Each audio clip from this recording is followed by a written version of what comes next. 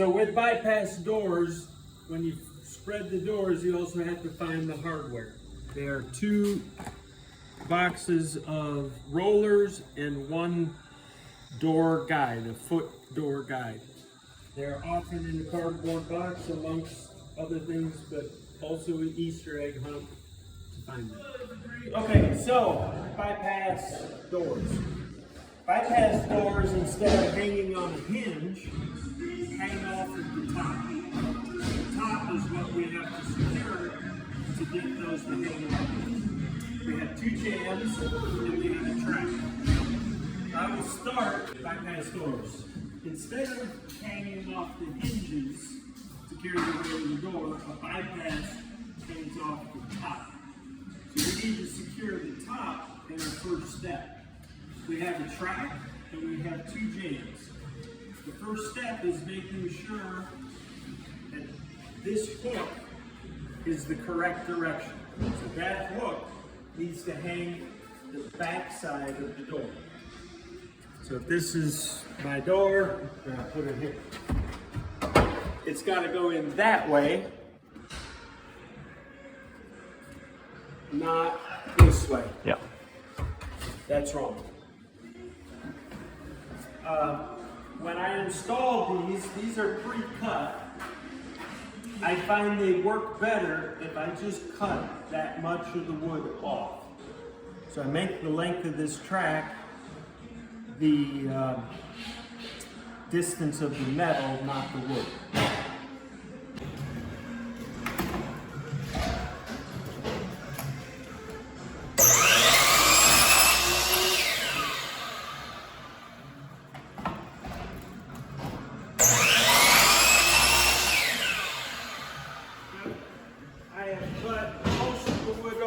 When I do that, I don't want to cut any of the metal. So it's not an exact amount. I'm just trimming, making it a little shorter. So I'm going to assemble the track to the jambs. We have this rabbet in the jam that this fits into.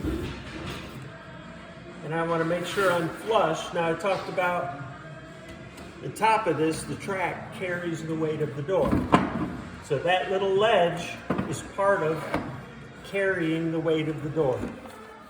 And I use brad nails because there's not a lot of wood here to nail into.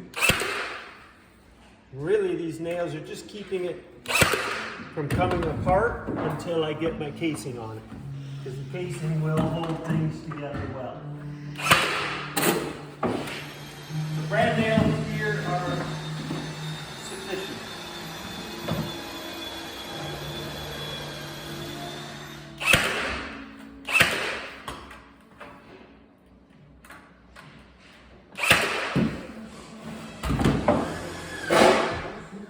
And I can stand these up and I'll put it in the hole. You'll notice there's a lot of space. That's okay, because the casing is going to cover all of that as we go along. If this was a hard surface floor, I would set it directly on the floor, same as a standard. Because this is carpet, I want to set it up 3/4 of an inch. And I can't get all of that, because my rough opening isn't quite tall enough. That's okay, because I'm still getting a bit of it, just not getting a full 3/4. I'm okay with it. So instead of the 3/4 block, you get some shims. Put half inch worth of shims.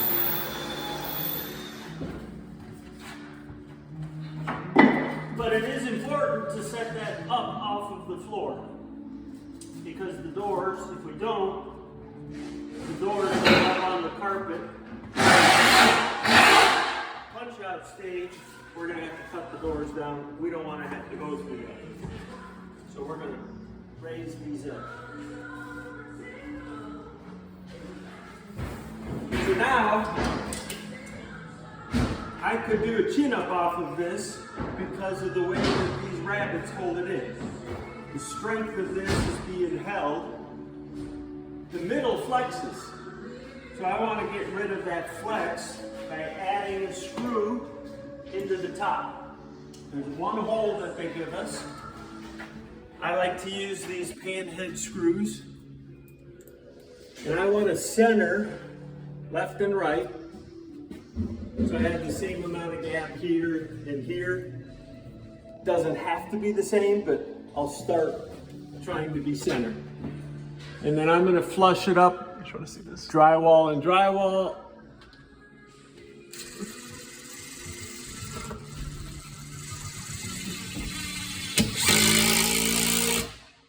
I want to take that screw up just till it touches the metal.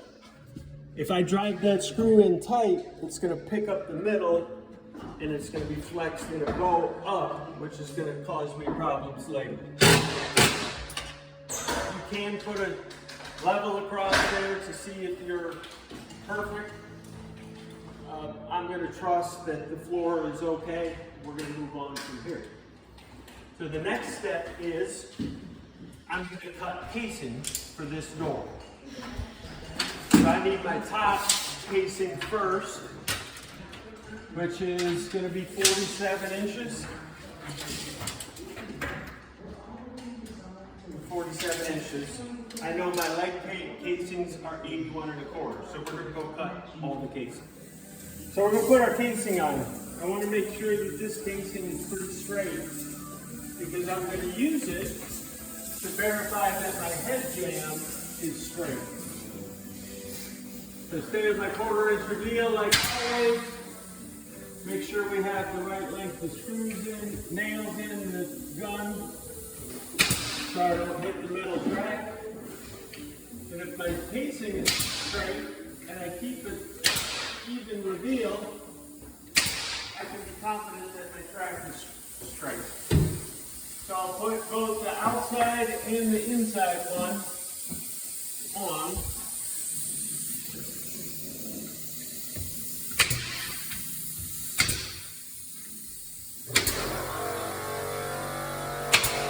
So I'm confident I'm straight across, I'm level, I've got a screw in it. I can nail the top part of my casing in.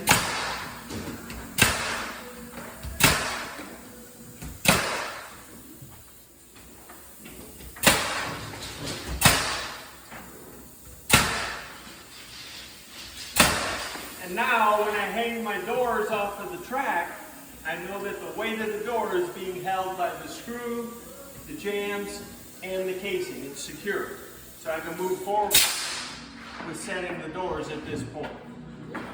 To do that, I've got the wheels, 2 for each door. So I've got my rollers. In this particular brand, the rollers are the same.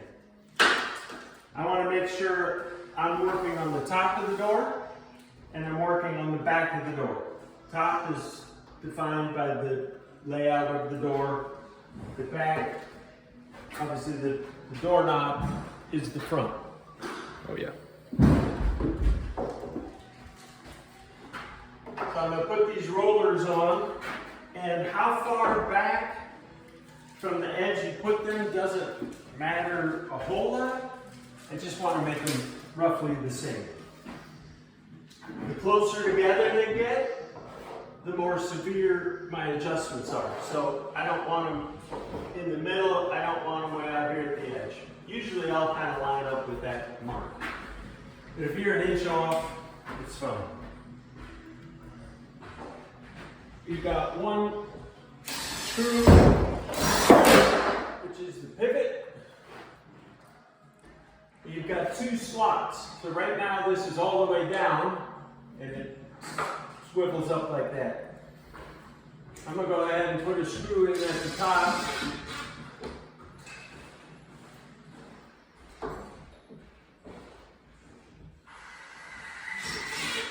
And then I'm going to lift it up just about 1/4 inch. I lift it up because it makes it easier to put it in the track when it's up a little bit.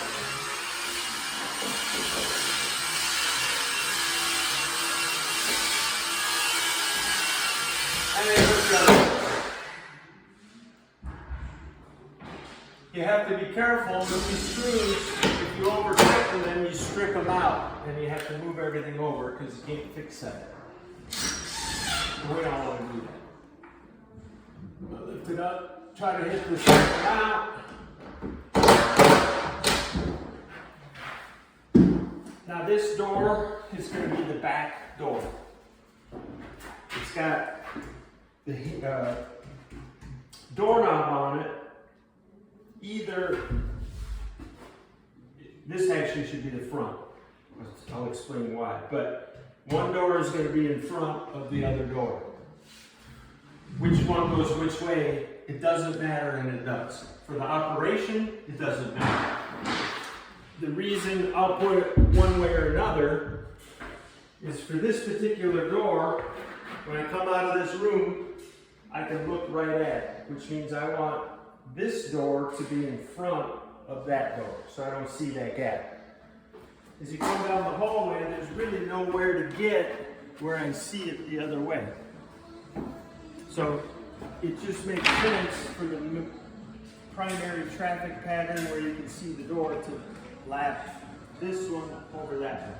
So that back door is actually in the front. And we'll put rollers on, just like this. We're going to put the back door on first. The back door will be the one that closes on the right side, or the left side as you're looking at it. So the back door goes in the back track. And I have to keep the bottom of it kicked out to be able to get those wheels in. And they kind of kick in a little bit. And then I'm going to let it come down. And I'm just going to give it a test ride. Make sure there's no problems. Then I can put the front door on. Same process, but I have to get into the front track and not the rear track. So you always have to put the back door on first because you have to tip it out to get it to go. Same deal. I'm just going to roll it back and forth, make sure there's no problem. Now we can go outside. And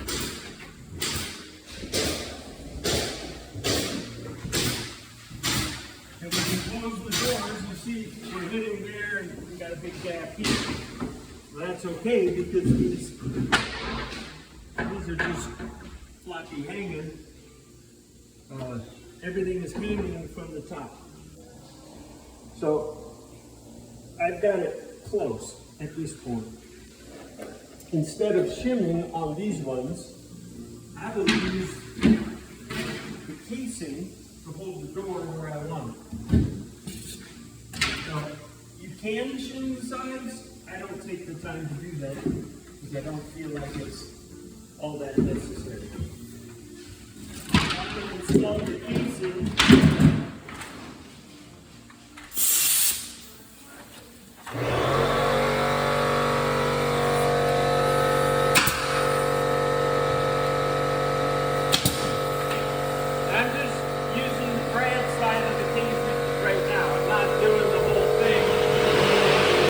So I'm going to install the casing, keeping my reveal very consistent, just like we do with all of our casing.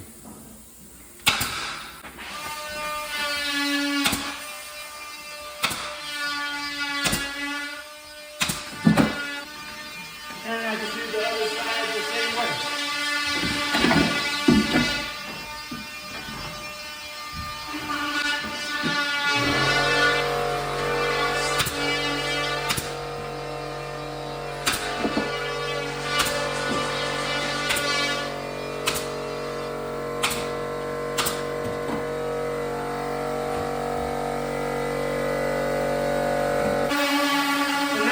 Casing is on the jam. I can still move this, and I can nail the back side of the casing, making sure that my jam is tight to my door the whole way down. So I start to grow a little bit, so I need to pull that over tight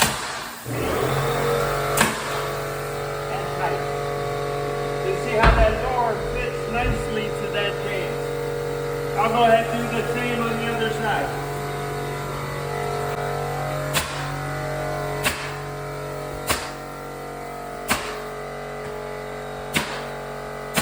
So before we put the casing on, we want to make sure that the way the doors are sitting, they're plumb or they're both the same. So we can be a little bit out of plumb to maintain parallel with the sides. And if we have to make adjustments, that's actually really good. That one's really good. I'm going to check it on both sides. If I'm plumb on this side, but I'm not on that side, that tells me I have a hump or a dip in the top casing, or in the top jam, which I've got the same. So, looks really good. We're gonna move forward. So I've got this nailed, secure. When I put this side on, I think I might have moved my jam a little bit. So before I nail the casing to the framing, I want to pull my door across and make sure I'm still okay. And if I'm not, I can just move my jam over at this point because I haven't yet nailed it to the part where I'm right.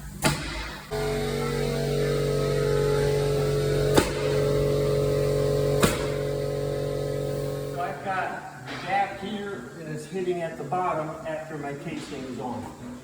So I need to take the bottom of the door that way, or the top of the door that way. I can do that by raising or lowering either side. I'll just lower this side a pinch.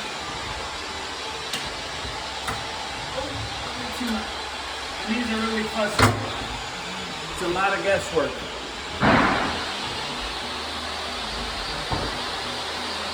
Looks a lot better. Now I can just finish by putting my casing on the inside. When I do that, I want to make sure I don't move my jams, and that door will be hung.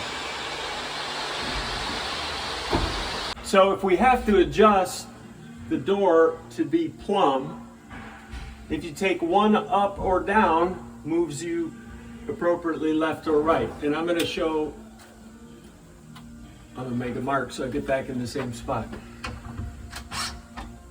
If I want to bring the bottom of the door that way, I'm going to take this down. Which way? Take this down, pushes that over. So now when you look at my jam over here, I've got a huge gap and I'm tight at the bottom. I see, yeah. So I did that way more than I needed to. I want to put it back where I was. I'm going to tighten that back up. So that's the adjustment of these doors. Loosen those two screws, that pivots. You can go up or down on either one, whatever you need to get it to be plumb. Okay.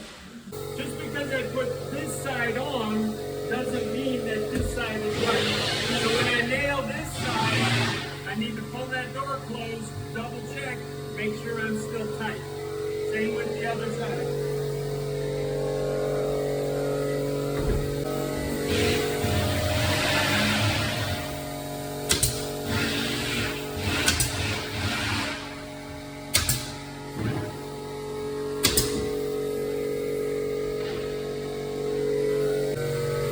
So this piece of casing is crooked. My reveal looks good here, and then it goes off, which is normal when you're doing casing.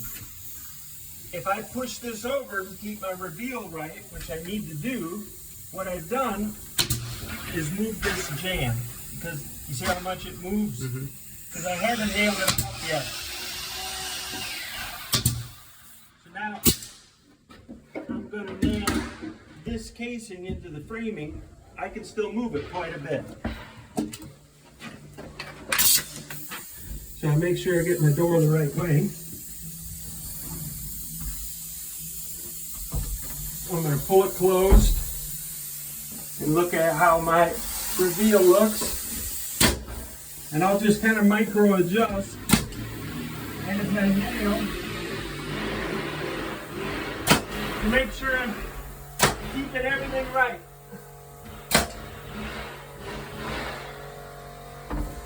And again, kind of the last thing, close the door. You're gonna have to yell. I'm closing the door to make sure that my reveals still look good, everything looks good. In all of this installing, my casing joint opened up. Now remember when we talked about in the casing video, it's okay to have a little bit of a gap there. Because I'm using the casing to straighten out the jambs, that can happen. All I'm going to do is just give a little effort to tighten that up a little bit. I'll put a brad nail in there and nail the face.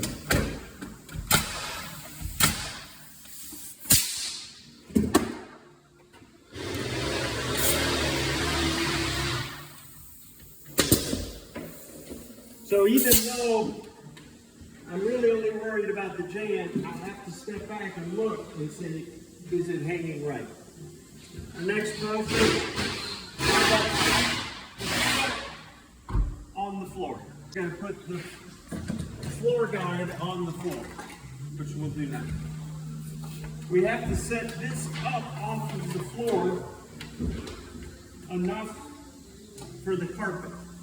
We don't want to fasten this for this builder, for Steiner Homes. We don't want to fasten this through the carpet. So I have to build it up so they can carpet around it.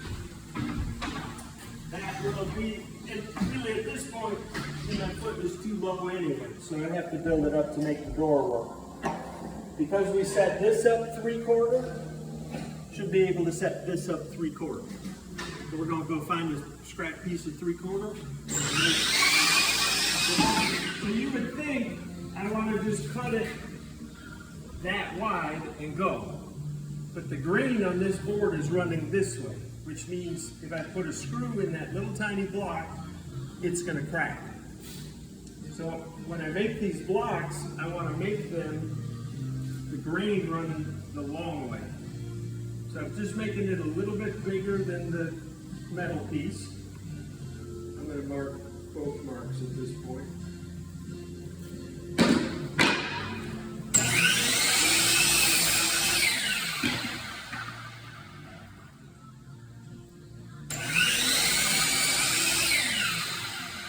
So my grain is running this way, the long way forward. And then I'm just going to nip the corners off.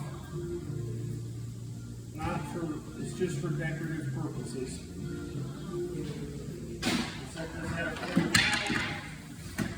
I just want to do them both the same. I put a little mark there, I'm going to go to my board, I'll do it.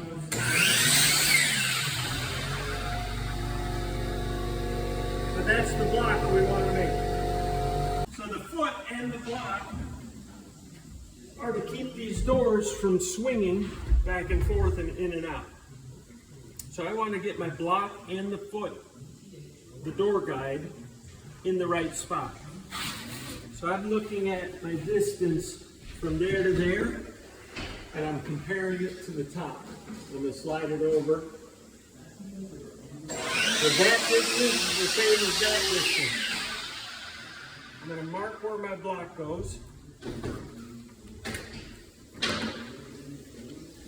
And what happens is the carpet guys want to take that block out because it's harder for them to carpet around it. I don't want them to do this. So I'm going to make it very obvious that this block needs to stay here. 2 nails is probably enough. I put in 4, make it harder for them to take out. Sometimes they still do.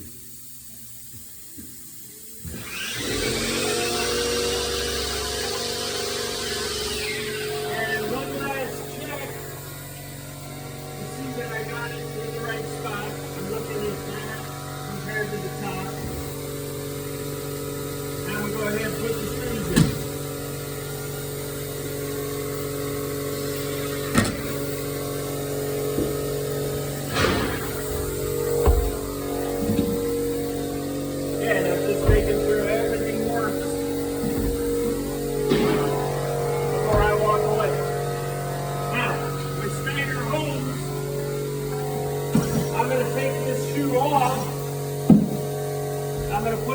cabinet in the kitchen.